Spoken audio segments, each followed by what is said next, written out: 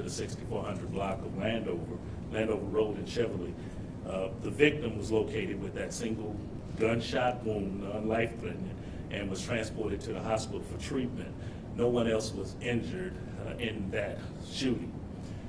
The investigation revealed that the victim, the 4-year-old, had found a loaded firearm. That gun has, since then, we've found out that it was a unserialized weapon, commonly referred to as a ghost gun.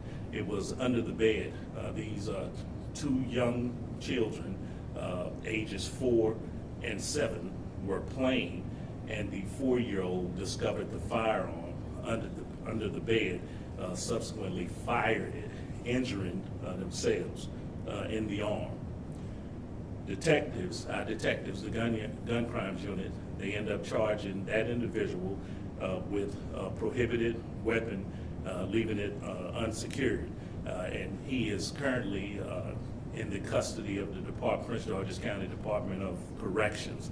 And so that is the further update and clarifications that we had, even considering the ages of that individual who subsequently shot themselves with the loaded firearm of our arrested person. So with that said, I'll take any questions that you may have right here. Chief, so can we clarify what the relation is between the girl and the suspect? Well, they are related right now. That's as far as we want to go, that they are relatives.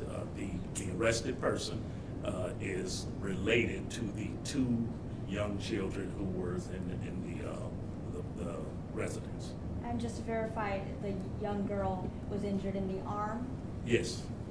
Mm-hmm. Non-life-threatening injury in the arm. Chief, a couple questions.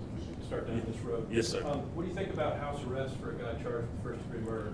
It's another jurisdiction, but here he is in yours. Well, it's another wing of our criminal justice system. I think many people have a concern about what is happening in the criminal justice arena, and it's been problematic. That happened in another jurisdiction.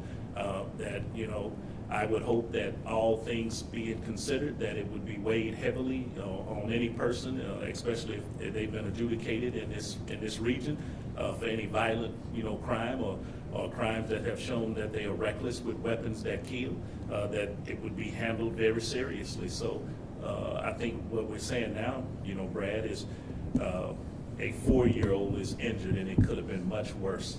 A 4-year-old could be deceased. We could be planning a funeral for a 4-year-old right now due to the recklessness and carelessness of an individual who obviously has no regard for such a deadly weapon, even when young children are around.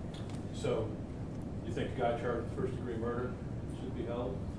Well, I'll let the other arm of the criminal justice system, take care of those things. As a police chief, with our, many, great men and women, detectives and leadership, our role is to, start the process for that first leg of justice. And I think the accountability in our system, there are people, just like the question you just asked, that these need to be answered, no matter what state they're in, the jurisdiction they're in. They need to be answered for the reasons why, and that articulation should be made to the public who hear these things, because we want a safe environment. So it's problematic. Okay, guns now. So here's a ghost gun. We had an incident in District Heights the other night with a 14-year-old shot in her apartment. Multiple guns involved there. I understand there was an incident last night. 3 guys with guns robbing an off-duty MPD officer. I know you got a gun squad. I know gun takes someone's willingness to use it to hurt or have an accident to hurt somebody, but a lot of guns.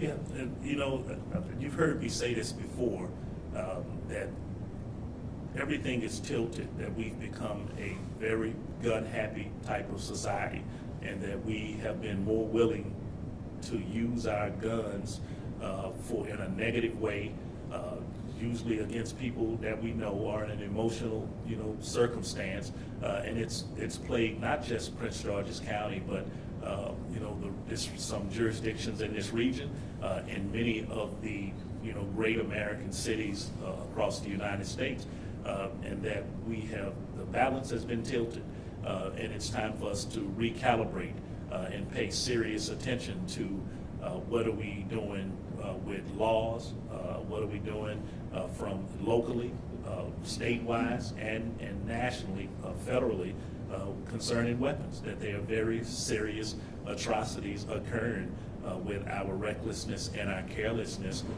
and too many times we have weighed gun ownership with people, some suffering from mental incapacitation and things of that nature, and it's problematic for us that thousands of guns have been taken off the street in Prince George's County. Even during my tenure, we've made thousands of arrests for weapons that are prohibited, and those things need to be met with serious accountability. But that gentle and fragile criminal justice ecosystem that I speak of all the time, then we're going to have to work together for more accountability.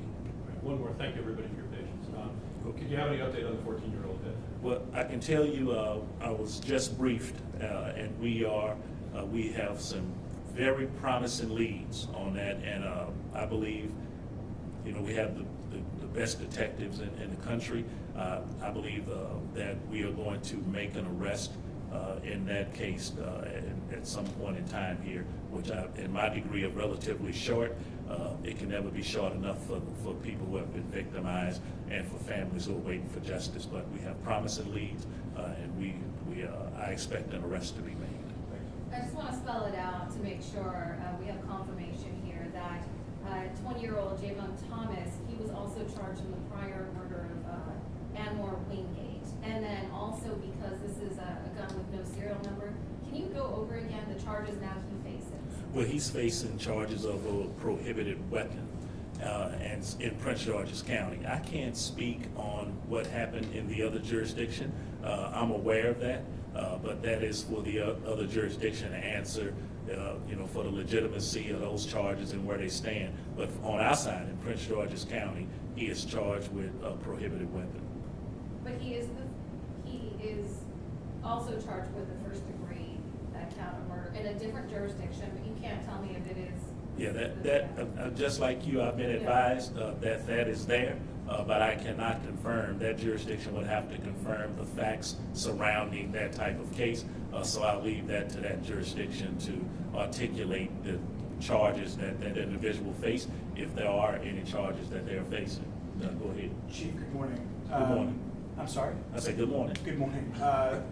The gun that was found underneath the bed, just to clarify, was this underneath the bed of a 4 and 7-year-old, or they were just playing there? Or was this underneath the bed that you understand that they sleep on every night? Well, I just believe it's under a bed. Under a bed. So I wouldn't go out on a limb and say that a person would be storing a weapon under a bed of a 4 and 7-year-old, but I've seen a lot of different things, but that is not what's been relayed to me. And any last check, I mean, you said non-life-threatening injuries. Do we know how the girl is doing more specifically than non-life-threatening injuries? Well, it's not life-threatening, but I think that you can imagine, for any of us who had children or have young children, or we're uncles or any type of relative to a young person, that's traumatic. The person got shot, a 4-year-old shot themselves. It's something that they don't have a true understanding about. It's just a toy. And as you can imagine, that child will need some care, some tender love and care that is much required. So I wouldn't want that to happen to anyone, especially, I've raised 2 children myself, and I could hardly think of anything traumatic happening to a young child because they don't know. They're just unaware of the circumstances. On the topic of children, Riverdale Elementary School, in November of last year, 2 kids were struck by a vehicle on their way to school. They both Yes. died. Mhm. It is now June. Mhm. Is there an update on charges for the person who was behind the wheel? Is there going to be any justice for Sky and Shalom? Well, I think when, I mentioned earlier how we passed the baton. Our investigators of our collision analysis reconstruction unit, they put together a really strong case with the facts, and they presented that case to our state attorney's office. So it is in their office. I think any updates that I could give on their side would do an injustice to where they're at on the case. And I think that is a better question for the state attorney's office to see where they are. I can attest that they are progressing and moving forward on that individual who, you know, took the lives of two of our youngest and most promising citizens of this county. And my heart still goes out to the family of what happened in late November before Thanksgiving, you know, last year, which, you know, put us into, it made us all sad about what could happen to young children. The death of young children is something that we should never see, and parents should not be burying their children. Children bury parents is where I come from, and so it's very difficult. But I can tell you, we will get an update as far as what we would have that would be in conjunction with the state attorney's office. That way we don't encroach upon any type of investigative information that would be released. But thank you for asking that, because people so often forget about our young victims in our county who lose their lives due to senseless or reckless, you know, endangerment. Is that suspect still out there? Thank you very much. Thank you, Chief. Well, let me take one last question. Okay, and go then ahead. I'll- Neil. Neil Augenstein, WTOP. How you doing? Good, thanks. I know that convicted felons are prohibited from owning firearms. Was there anything, given the defendant's background, that made you weigh another charge besides the one that you lodged at this point? And I trust there would be a chance to add additional charges somewhere down the line in Prince George's County. Well, right now, those are the charges that we could add. I think we meet out our injustice and investigations with the facts. And the facts have met the circumstances, and we have believed we have charged appropriately.